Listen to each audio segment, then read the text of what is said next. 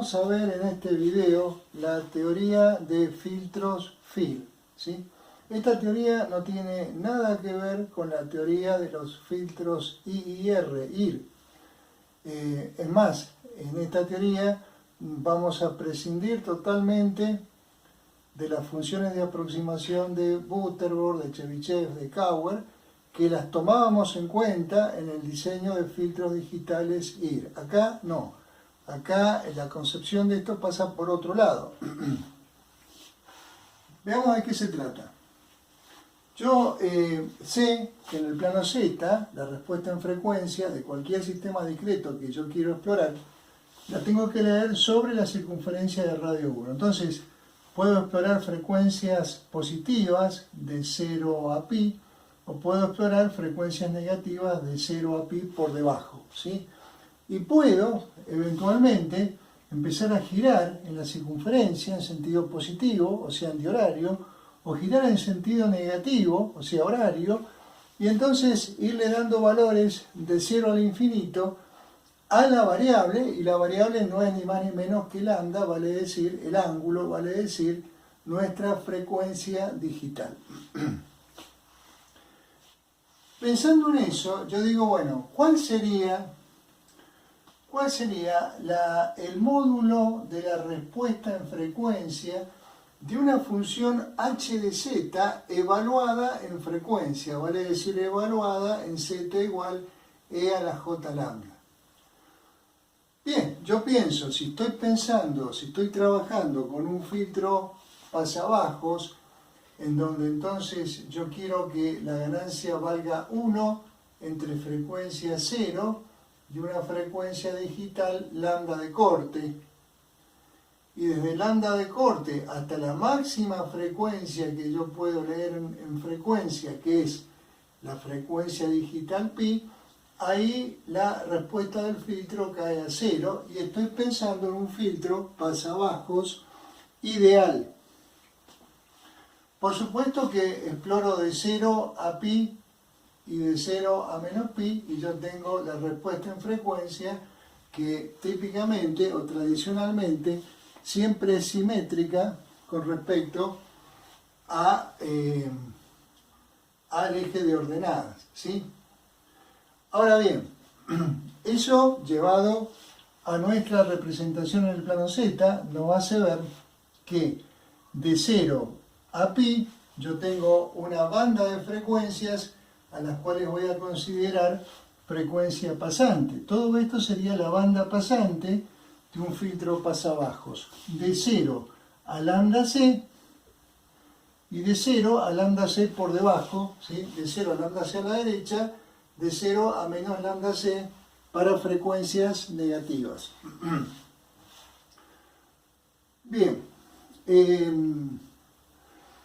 Ahora, por supuesto, y como todo fenómeno que tiene que ver con el plano Z y con la evaluación en frecuencia, recordemos de análisis de señales que todos estos fenómenos pasan a ser periódicos en la frecuencia. Entonces, evidentemente, cuando yo doy una vuelta completa y vuelvo a 2pi, y estoy en 2pi, estoy otra vez como en la situación cuando tenía el ángulo 0, y otra vez alrededor de 2pi vuelvo a tener la misma respuesta que tenía en 0.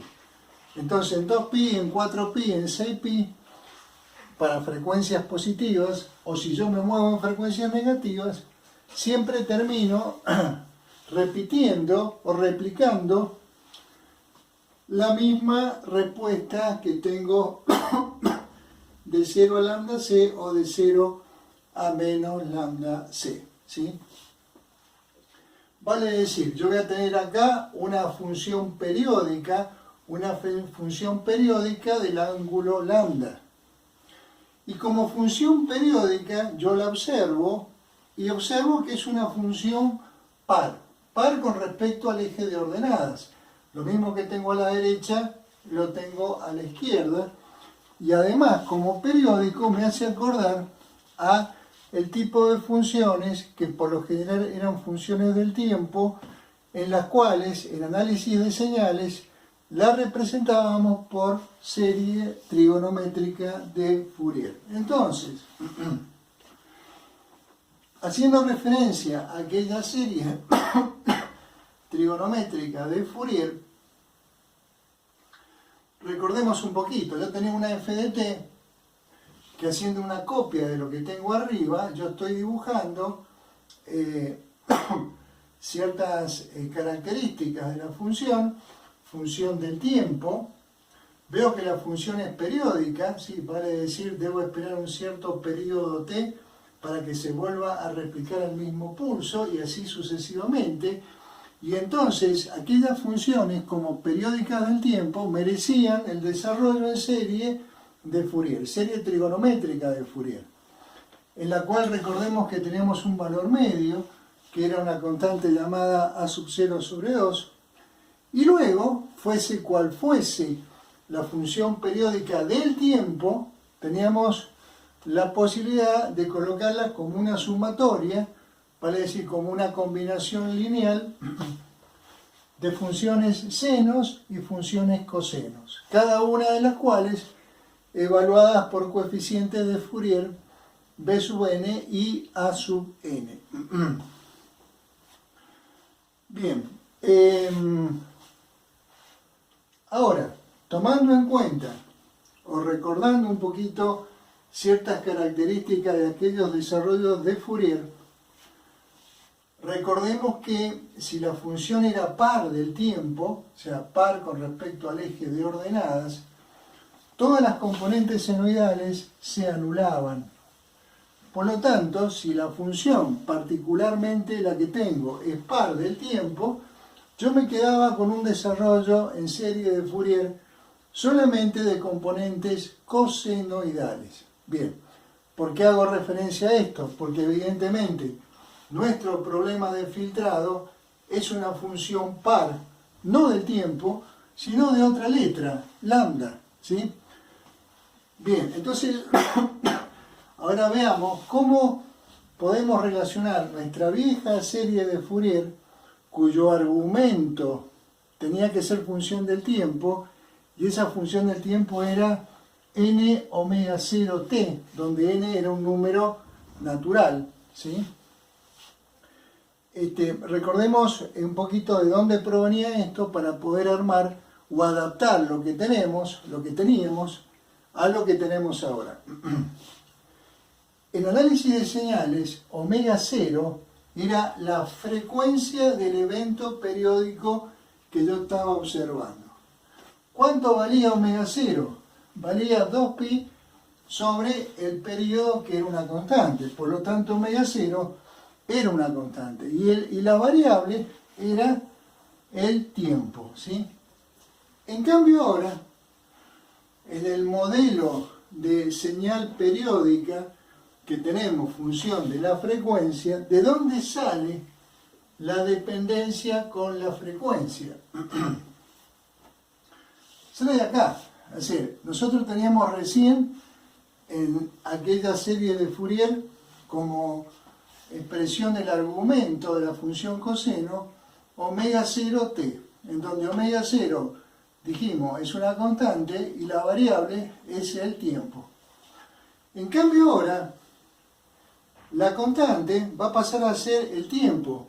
¿Qué tiempo? El tiempo t, el tiempo de muestreo. Recordemos que por el teorema de muestreo, la frecuencia digital es la frecuencia analógica multiplicado por el período de la frecuencia de muestreo. Entonces, el viejo omega 0t, que era en sí mismo una variable, porque siendo omega 0 una constante, la variable era t, ahora el rol cambia y resulta que la variable es la frecuencia y la constante es el tiempo entre muestra y muestra.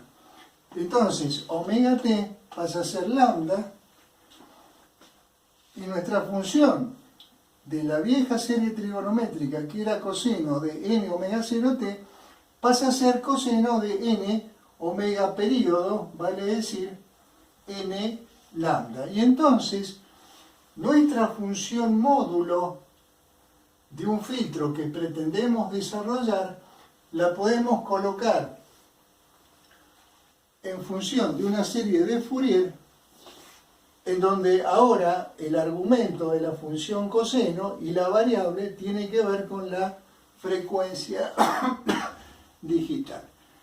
Y básicamente tenemos que calcular los coeficientes a sub n propios de esta combinación lineal, que en principio me pide infinitos términos y que obviamente va a haber que truncar porque sería imposible generar un algoritmo o un filtro con infinitos términos, ¿sí?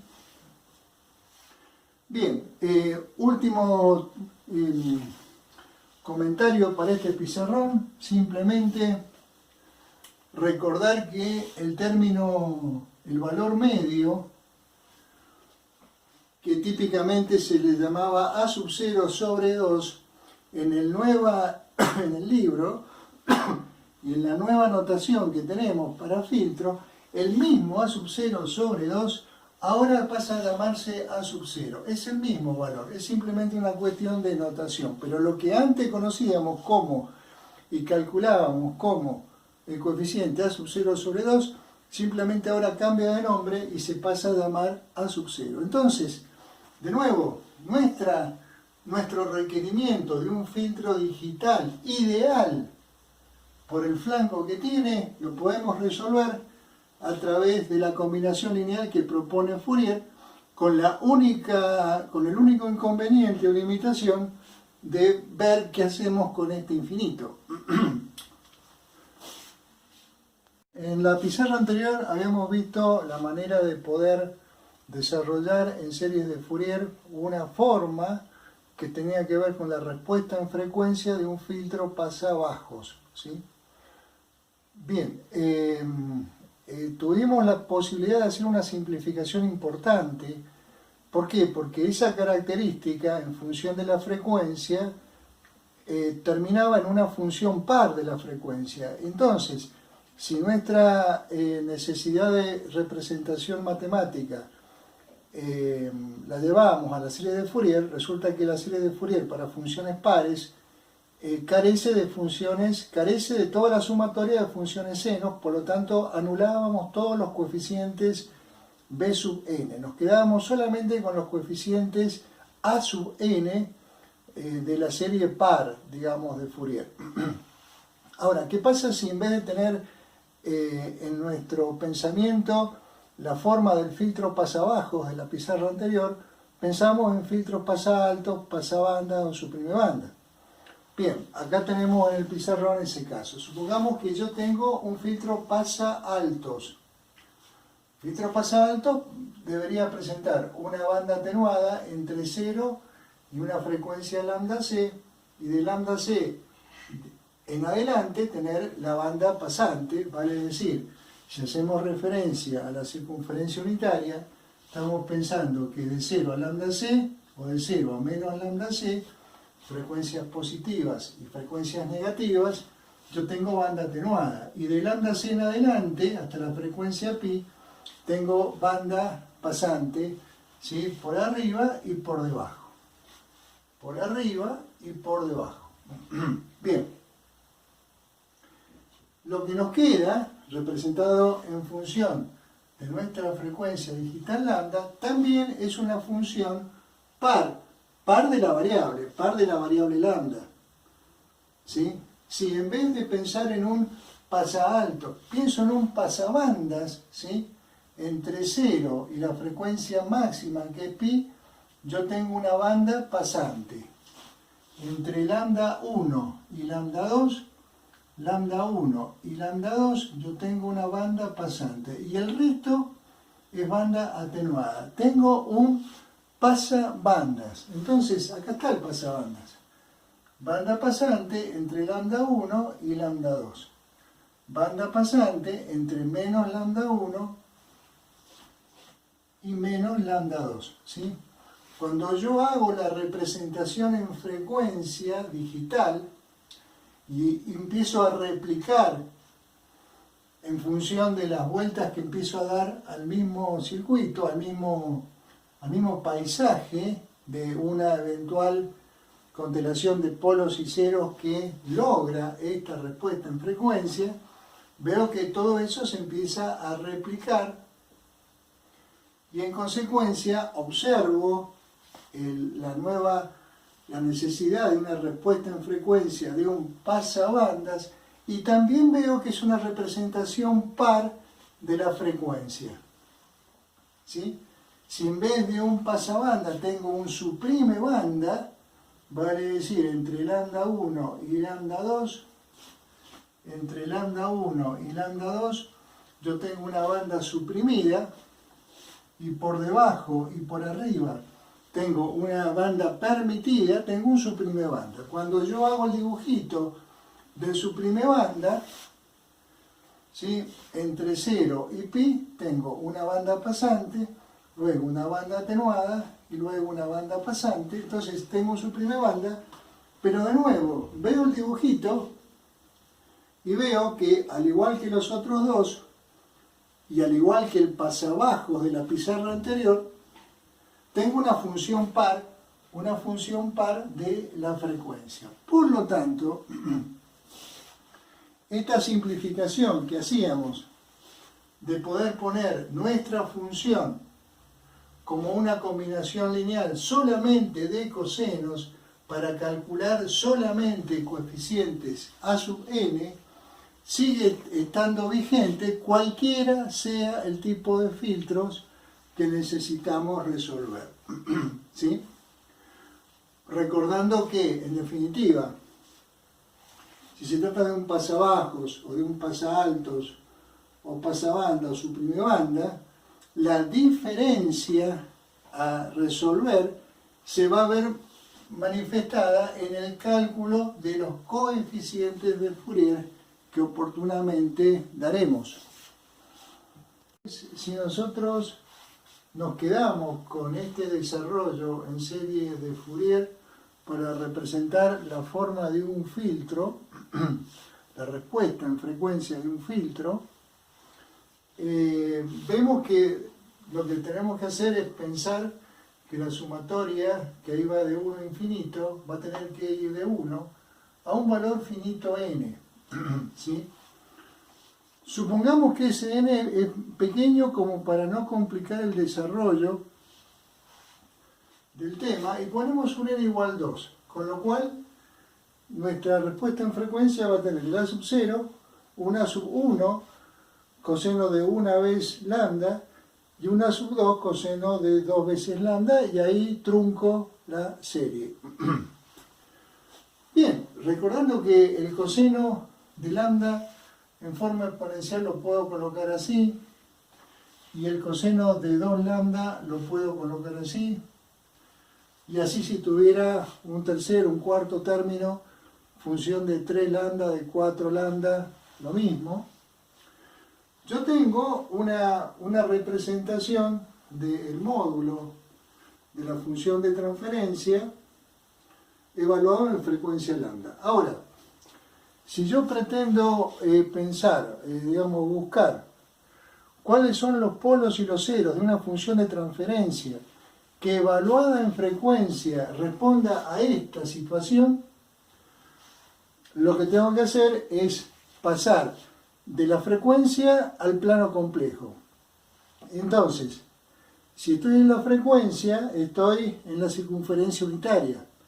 Si hago E a la J lambda igual a Z, estaría haciendo el mismo paso que cuando analizábamos Butterworth o Chebyshev, que hacíamos omega igual a S sobre J. Entonces, paso de la representación en frecuencia al plano complejo para ver concretamente dónde están los polos y dónde están los ceros de una función de transferencia que, evaluada en frecuencia, más o menos me describa la forma del filtro que estoy buscando. Por supuesto que como yo he truncado la serie en 2, la forma que va a tener la respuesta no se va a acomodar exactamente a la característica del filtro ideal que yo en principio buscaba. Bien, entonces, haciendo que a la J lambda igual Z, esta expresión me queda así. Y esta expresión colocada de esta manera, si yo la ordeno, hago A sub 2 sobre 2 por Z cuadrado más A sub 1 sobre 2 por Z más A sub 0 y así siguiendo, o sea, ordenando los exponentes de mayor positivo a mayor negativo, de esa manera, me permito luego analizar para un sistema genérico cuando yo ingreso, con un impulso, ¿cuál sería la respuesta impulsiva? La respuesta impulsiva sería la antitransformada de la función de transferencia. Entonces, ¿cuál es la antitransformada de A sub 2 sobre 2? Como es un coeficiente, la antitransformada de A sub 2 sobre 2 es A sub 2 sobre 2 por delta de n. Pero como tengo z al cuadrado, el teorema de desplazamiento me obliga a poner A sub 2 sobre 2 por delta de n más 2. Acá delta de n más 1. Acá delta de n menos 1, delta de n menos 2. Entonces automáticamente vemos que estas potencias positivas que me han quedado me generan una respuesta impulsiva de un sistema no causal. Vale decir, antes que yo en tiempo cero le pregunte con un impulso, el sistema ya me viene contestando de antemano y como consecuencia de eso estoy hablando de un algoritmo no causal. Bien, es decir, no hay ningún error en lo que nosotros hemos pensado, pero la realidad a la cual hemos llegado tiene un problema. Un análisis fino de esta función de transferencia que hemos encontrado nos mostraría que la función de fase, la fase del sistema, la variación de fase del sistema, función de lambda, es igual a 0, con lo cual estaríamos hablando de un tiempo de retardo igual 0 de este filtro no causal, de este filtro no real. No tendría tiempo de retardo y en consecuencia estamos hablando de un sistema que no tiene distorsión de fase. Pero, de nuevo, la fase vale 0 independientemente de la frecuencia, no hay distorsión de fase, pero evidentemente es un sistema no causal que no puedo resolver en la realidad. He dado en una función de transferencia en donde las potencias positivas nos llevaban a un algoritmo no causal. ¿Cómo se va a solucionar esto? Bueno, directamente, en forma arbitraria, yo voy a afectar esta función de transferencia h de z que había conseguido por un z a la menos 2. ¿Por qué a la menos 2? Porque pretendo evitar este z cuadrado y así corregir desde este valor máximo positivo de la potencia de z, corregir la condición de no causal. Vale decir, recordemos que nuestra serie de Fourier la habíamos truncado en un n mayúscula igual 2. Bien, entonces obviamente lo que yo pretendo hacer es retrasar la respuesta impulsiva y para eso voy a multiplicar la función de transferencia por un z a la menos 2, reitero, de manera arbitraria para volver el sistema causal. Cuando yo incorporo este z a la menos 2 dentro de la función de transferencia, obviamente me queda una expresión con todas potencias negativas. Y en consecuencia la respuesta impulsiva me va a quedar de una manera, ¿sí?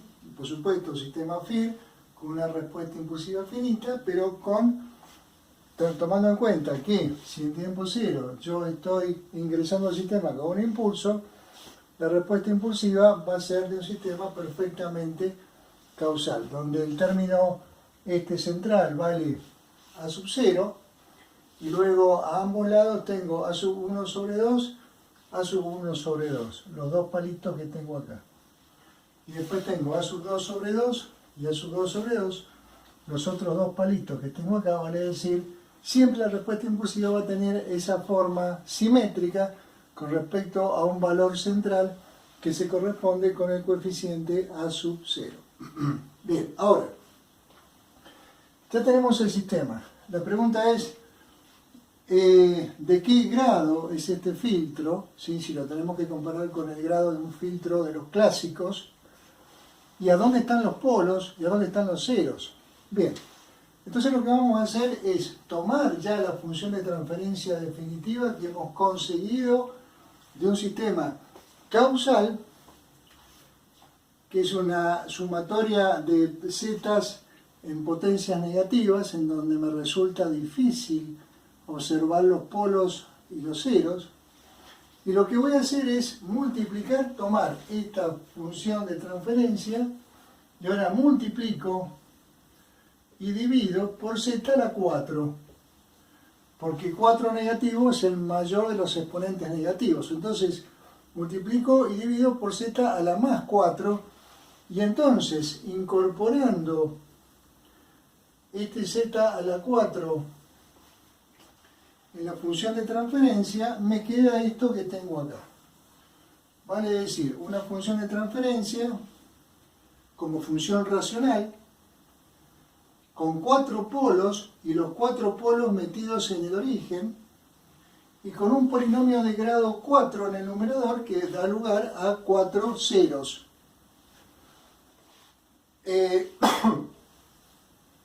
Bien, siempre estos filtros FIR van a mapear los polos, la totalidad de los polos en el origen. Y siempre me va a quedar un grado, por ejemplo, un grado 4 en el numerador y un grado 4 en el denominador. Vale decir, 4 polos y 4 ceros. Que por lo tanto, el filtro que hemos diseñado es un filtro de grado de n chiquita igual 4. Porque tengo 4 polos y tengo 4 ceros. Vale decir, el n, el grado del filtro, termina siendo igual a 2 veces el n mayúscula, que es el n donde truncamos la serie de Fourier. Entonces, como decimos, los 4 polos van a estar en el origen. Y los 4 ceros, es cuestión de buscarlos y encontrarlos. Pero todos van a, tomando en cuenta que provenimos de los que A sub 0, A sub 1 y A sub 2 provienen de los coeficientes de Fourier, resulta que la localización de los ceros están todos con módulo 1, vale decir, están sobre la circunferencia unitaria. Si son 4 ceros, van a ser 2 pares de ceros complejos conjugados con módulo 1, y obviamente, como son ceros, van a estar en la zona de banda atenuada. Vale decir, si los coeficientes de Fourier han sido calculados para un pasabajos, en donde la frecuencia de corte es lambda c, entonces probablemente, seguramente, los ceros que hacen cero la respuesta están sobre la banda atenuada. Entonces, cuando yo me muevo en la banda atenuada de este filtro pasabajos, ahí me encuentro con los ceros que me provee la función de transferencia. Bien, con este artificio de volver causal un sistema que en principio no lo era, la función de fase que habíamos hablado hace un rato y que yo les contaba que era igual a 0, ahora deja de ser igual a 0, y veamos cuánto vale la función de fase. Como consecuencia de haber en este ejemplo tenido que afectar la función de transferencia por z a la menos 2, vale decir, por z a la menos n mayúscula, si z la evalúo en frecuencia, reemplazo z por e a la j lambda. Z a la menos 2 es e a la j lambda a la menos 2, vale decir, es e a la j por menos 2 lambda. Bien, quiere decir que a nuestra función de transferencia yo la afecto por un z a la menos n que me provee un desplazamiento de fase cuya función de fase termina siendo menos 2 veces lambda. Menos 2 veces lambda. Entonces, ¿cuánto vale la función de fase de esta secuencia de filtro digital a la cual la he tenido que convertir en causal, phi de lambda vale menos 2 veces lambda, vale decir menos n veces lambda, siendo n el número donde yo trunqué la serie de Fourier. Y la función retardo, que es la derivada de la función phi de lambda con respecto a lambda, con signo cambiado me da 2. O sea que el retardo constante y único que tiene la función, que tiene una señal para atravesar nuestro filtro, vale 2. ¿Pero 2 qué? Porque el retardo es una función que se tiene que dar en segundos, ¿sí? Bien, ¿2 qué? 2 unidades de tiempo discreto, que para llevarlo a segundo lo que tengo que hacer es multiplicar 2 por el tiempo por el periodo que corresponde a el tiempo de muestreo entre muestra y muestra, y así puedo calcular el tiempo de retardo de este filtro digital. Vemos un ejemplo que tiene que ver con un diseño de un filtro FIR. El ejemplo tiene que ver con el parcial promocional del año pasado, del 2019. ¿Sí? En este parcial se pedía encontrar la secuencia de salida GN de un algoritmo que responde a un filtro pasabandas FIR de grado 6, ¿sí? Cuyas frecuencias de la banda pasante era omega 1 de 4000 radianes por segundo y omega 2 de 8000 radianes por segundo. Y siempre tiene que aparecer el dato de la frecuencia de muestreo que yo voy a usar, tomando en cuenta que tengo que digitalizar, por lo tanto tengo que transformar las frecuencias analógicas a frecuencias digitales. Entonces, de nuevo, un pasabanda FIR de grado 6 con las dos frecuencias que limitan la banda pasante, con la frecuencia de muestreo, se pide la secuencia de salida, el algoritmo que tiene que resolver el sistema, y el tiempo de retardo, vale decir, cuánto tarda la señal en atravesar el sistema discreto. Bien, lo primero que tenemos que hacer es digitalizar las dos frecuencias. La digitalización es omega 1 por el periodo de muestreo, y el periodo de muestreo va a ser 1 sobre 25.000. 1 sobre 25.000, que creo que es 40 microsegundos. Bien, ese es el periodo T que va incorporado en este cálculo. Entonces, omega 1 por T me da lambda 1, 0,16 radianes. Y omega 2 por T me da lambda 2, que es el doble, 0,32 radianes. Bien. ¿De ahí qué tengo que hacer? De ahí tengo que armar el filtro digital. ¿Cómo es el filtro digital? Bueno, si tengo un grado 6, es porque evidentemente tengo un n mayúscula igual a 3, la mitad. Es decir, las componentes de Fourier van a ser 3. Y eso da lugar a que mi estructura de filtro FIR tenga un valor A sub 0 centrado y después tenga un A sub 1 sobre 2 de un lado, un A sub 1 sobre 2 del otro, un A sub 2 sobre 2 y un A sub 2 sobre 2 del otro lado, A sub 3 sobre 2, A sub 3 sobre 2, todo alrededor de este término central. Entonces, para un filtro de grado 6, yo tengo que calcular A sub 0, A sub 1, A sub 2 y A sub 3. Tengo que calcular 4 coeficientes de Fourier. ¿De dónde los saco? Bueno, yo tengo que aprender o recordar cómo se evaluaban los coeficientes de Fourier. En el libro está, yo directamente acá tomé la expresión final de cálculo que para el pasabandas me permite calcular el A sub 0 según esa cuenta. Y el A sub n, según esta otra cuenta, el A sub n es función de n en el denominador, y en el argumento de esta función seno también aparece el n. Entonces, ese n, ¿cuánto deberá valer? Deberá valer 1, 2 y 3. Bien, entonces, poniendo 1, poniendo 2 y poniendo 3, tengo el A sub 1, tengo el A sub 2 y tengo el A sub 3. Cada uno de los cuales tendré que dividirlo por 2, porque en la expresión del filtro de la función de transferencia aparecen los valores dividido 2, salvo A sub 0, el resto es A sub 3 sobre 2, A sub 2 sobre 2, A sub 1 sobre 2.